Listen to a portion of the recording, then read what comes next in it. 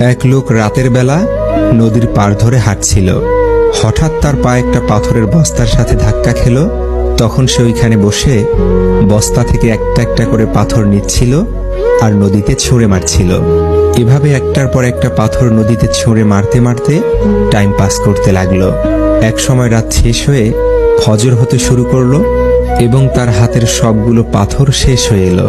যখন সে শেষ পাথরটা ছুঁড়ে মারল, তখন সে সূর্যের আলোতে দেখতে পেল যে সে এতক্ষণ যা পাথর মনে করে ছুঁড়ে মারছিল তা আসলে পাথর নয়, তা ছিল হীরা।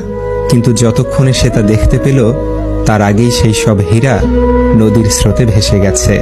আসলে আমাদের জীবনের প্রতিটা মুহূর্ত, প্রতিটা দিন গল্পের মতো করে আমরা আমাদের মহামূল্যবান সময় অপচয় করে ফেলছি, নষ্ট করে ফেলছি, ছুঁড়ে দিচ্ছি বয়ে চলা সময়ের নদীতে।